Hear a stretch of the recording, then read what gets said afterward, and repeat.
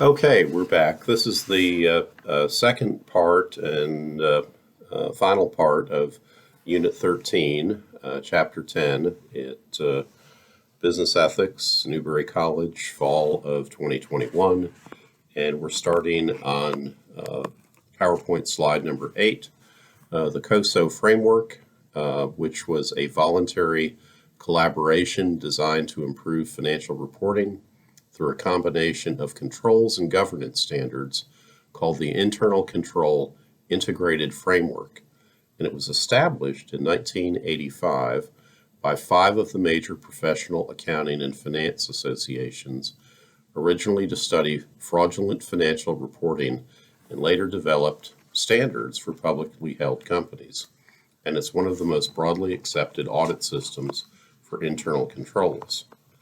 Now, the book provides you in this section with a definition of internal control, which is a process effected by an entity's board of directors, management, and other personnel designed to provide reasonable assurance regarding the achievement of objectives in the following categories: effectiveness and efficiency of operations, reliability of financial reporting, and compliance with applicable laws and regulations.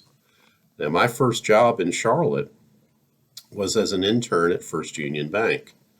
It was a project to demonstrate compliance by the bank with the Foreign Corrupt Practices Act of 1977, which required public companies to have effective internal controls in place, among other requirements like not bribing officials, don't bribe public officials, don't pay bribes overseas, and that sort of thing. So there was a scandal about that in the early years of the Carter administration, and also right after the experiences with Watergate and the Nixon administration and some of those things. So that was the Foreign Corrupt Practices Act. The control environment and the means by which culture and ethics can impact it. Now, COSO standards moved audit, compliance, and governance from numbers orientation to an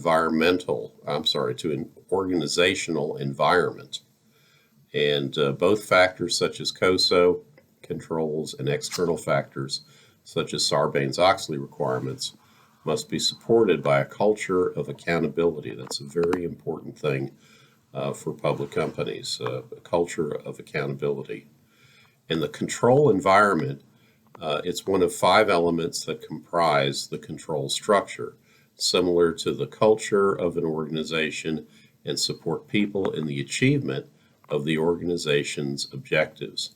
The control environment sets the tone of an organization, influencing the control consciousness of its people. And note the term enterprise risk management, which you hear from time to time. It came about in 2004. It was developed by COSO to serve as a framework for management to evaluate and improve their firm's prevention, detection, and management of risk. And certainly any type of fraudulent or unethical practices in an organization create a risk for that organization, oftentimes a risk to the entire enterprise. Just look at what happened to Enron and also to Arthur Andersen. Legal obligations of a member of the board of directors.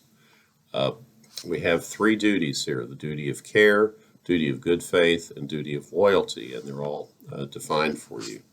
Duty of care involves the exercise of reasonable care by a board member to ensure that the corporate executives with whom she or he works carry out their management responsibilities and comply with the law in the best interest of the corporation. The duty of good faith requires obedience, compelling board members to be faithful to the organization's mission. In other words, they are not permitted to act in a way that is inconsistent with the central goals of the organization. And that's certainly a situation where when people are having fights over control of the board, oftentimes they are accusing the other side of a breach of that duty of good faith as they fight over the direction of the company. Duty of loyalty requires faithfulness. A board member must give undivided allegiance when making decisions affecting the organization. This means that conflicts of interest are always to be resolved in favor of the corporation. And oftentimes you will find that there are professional directors who serve as directors of many companies, sometimes related companies, sometimes companies which are customers or suppliers of other companies to or of other companies. And oftentimes that can create a conflict of interest with respect to the duty of loyalty. So you have to be aware of that if you get to the point that you become a director of many companies. These are the fiduciary duties of a member of the board of directors to a company. They're the same duties that a trustee has to the trustee manages or she manages. If you notice on television that some investment managers claim to be fiduciaries for their clients, I think Fisher Investments is a classic case, and they advertise on all the football games. They are saying that they manage their businesses and establish their relationships and fee schedules with their clients so that it allows them to put the interests of their clients ahead of their own financial interests, or it conforms and makes consistent the financial interests of both the investment manager and the customer. That would be in contrast to other investment advisors who act like bookies, making profits on the spread between bid and ask prices and taking commissions on each purchase and sale, whether or not their clients are becoming wealthier. Acting as a fiduciary for your customers is a huge trend in the investment field today. And it probably should be in many other businesses too. So the ethical obligations now of a member of a board. So beyond the law, there is ethics. And if you want to memorize the rules, see Bill George's 10 Basic Tenets of Ethical Corporate Governance. That's on page 370. A member of the board may have ethical obligations to all of the stakeholders of the corporation. And that's a little bit controversial, I think. I'm not sure that might be impossible. Commentators, critics, and observers seek to impose an obligation on the directors to be diligent, critical, and inquiring, not just hold a position and collect a director's fee. And that's absolutely true. You can't just be the passive, rubber stamp for the CEO of the company anymore. Your ethical obligations as a member of the board go well beyond that, and your legal obligations do too. Ethical obligations to all the stakeholders may be a bridge too far. This is in my notes. You can't be all things to all people, and stakeholder interests, like that of the company's unions, may be in conflict with the obligations of the board to management or shareholders. Bernard Montgomery's troops in World War II, you'll get, in Operation Market Garden, that was the bridge too far. You could get stretched too thin to be able to fight off a counterattack on all sides. Union pension funds and its corporate compliance projects are a topic beyond the scope of this course, but it's not a stretch to say that some union pension funds have accumulated investments in companies whose business the union wants to change in a manner that would violate the corporate culture and mission of the target company. And sometimes they can get a board member or two elected too. That can create a huge conflict of interest within the board. So that's another topic as well. Conflicts of interest in the financial market and how they might be alleviated. So conflicts of interest in investment banking, 2005 research in investment banking at major banks, that was a big issue. Accountants and their relationship with clients they audit and who pay their fees. And you can see a list of conflicts starting at page 373, the italicized numbered items. Obviously, it's a conflict for Goldman Sachs, to pick the obvious example. to have their research department issuing a buy recommendation for an offering cooked up by their investment banking department. Companies that provide both investment banking and research recommendations are supposed to separate these activities internally with what is called a Chinese wall, that these departments are separate, they don't talk to each other, they keep confidential what they're working on in the research area, and they keep confidential what they're working on in the investment banking area. But sometimes in those organizations, the Chinese wall is not like the Great Wall of China. It's more like those, silly little finger handcuffs that, the harder you stretch them apart, the tighter they hold. But if you just know that you put your fingers together and they loosen, and sometimes those walls loosen within those investment firms. So even with the Chinese wall, that's an ethical challenge for the organization. It might be better to separate those businesses. We've talked about Sarbanes-Oxley. I'm not so sure that the audit fees charged by the accounting firms are enough to create a conflict. I think that's commodity business. These fees are earned by the auditor and paid to them even when they issue a qualified, which is a bad opinion. Qualified means that you can't give them an unqualified opinion, which means that you can say without qualification that their financial statements are presented fairly. So a qualified opinion says, well, they're presented fairly, except there's a few problems here. And that's a bad opinion, certainly one that would be very controversial for a public company to receive a qualified opinion. I've been out of public accounting for a while, so I don't know whether the prohibitions extend to tax compliance work for senior executives, preparing the Form 1040 income tax returns for the CEO, CFO, etc., and advising them on lowering their personal income taxes. It should, but I don't know for sure. Can you think of a reason why it should or shouldn't? Okay, almost done here. Excessive executive compensation.